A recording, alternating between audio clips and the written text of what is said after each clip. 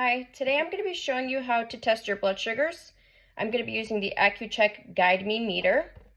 I'm going to go through all of the supplies that you may receive in the kit. Each kit comes with a start here. It's pretty self-explanatory, just tells you to set the date and time, which is very important, and then step by step everything that you need to do when testing your blood sugars. In pregnancy, there may be times when you are asked to check your blood sugar. A few things may be because you have gestational diabetes, so you're going to be testing your blood sugar for the remainder of your pregnancy after that diagnosis.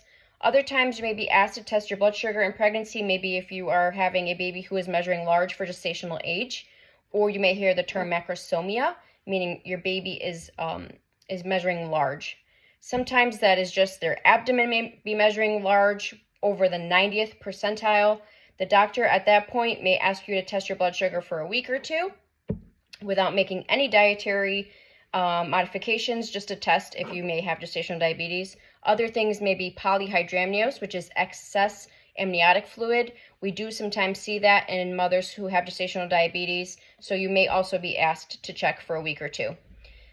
Sometimes patients opt to test blood sugars for a week or two if they failed their 1-hour glucose tolerance test and they cannot tolerate or don't want to do the 3-hour.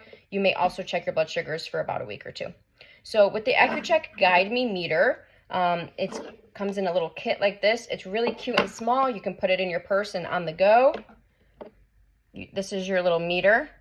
Most meters turn on automatically when you put in your test strip, okay? So every kit is going to have a meter, the test strips, lancets, which are the little needle that you get your sample, and a lancing device, which looks like a little pen, okay? It literally clicks and stuff like a little pen.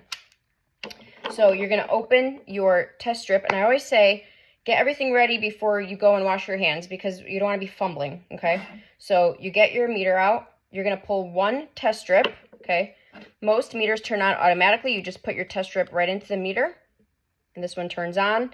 You see that there's a little blood picture there, and that's actually where you're going to be placing your sample.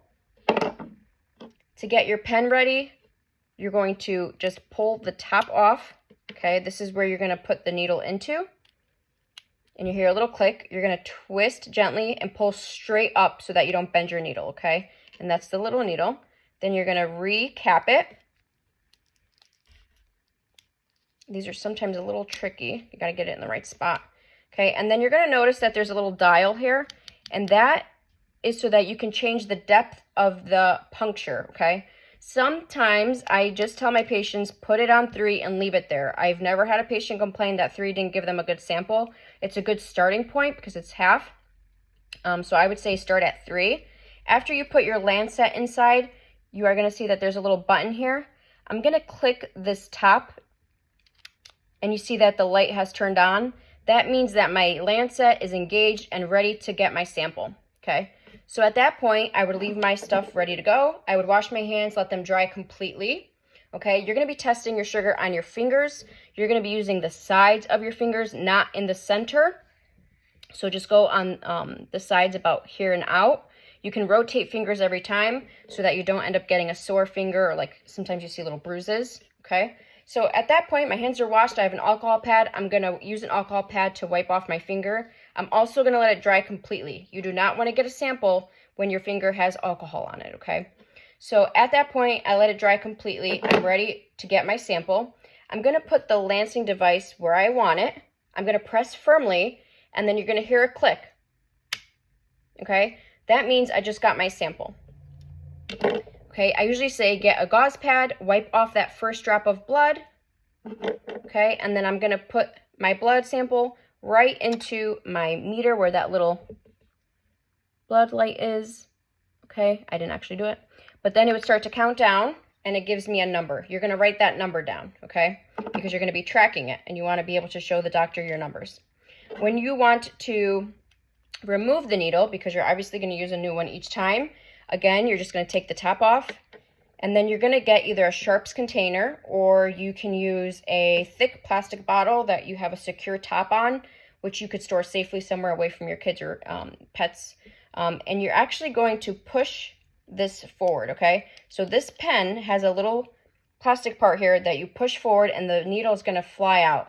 So I always say put this into your sharps container or into your plastic bottle, and you're gonna pull it forward, and that needle just shoots right out, okay? It's a safety feature so that you're not having to go and grab the needle off of the lancing device, okay? So it's pretty simple, pretty quick. Your doctor will go through all of the guidelines with you, how long they want you to test, if your sugars are good or not. For the most part, it's pretty standard. The fasting values that you get are the ones in the morning. You're going to be testing your blood sugars typically 4 times a day. So fasting in the morning before you have anything to eat, and then 2 hours after the start of each meal. The target ranges are a little bit different. So in the morning, your fasting value should be less than 95. Your 2 hours after the start of each meal should be less than 120. Okay, and like I said, we would like for you to keep track. Some meters do have a feature where it connects automatically with Bluetooth to an app. Okay, so it's really convenient. Everything just gets transferred over to your phone. That way, you're like, oh my gosh, I don't have a pen and paper. You know, you're out of the house or you're at work and you have to test. You can always just go back, check your phone, and it has a log of all of your blood sugars. I hope this video was very easy to follow. It's pretty simple to use. The AccuCheck Guide Me is more commonly used. I've found recently a lot of insurance are starting to cover this meter versus other meters. So if you are using AccuCheck Guide Me, I hope that you found this video helpful.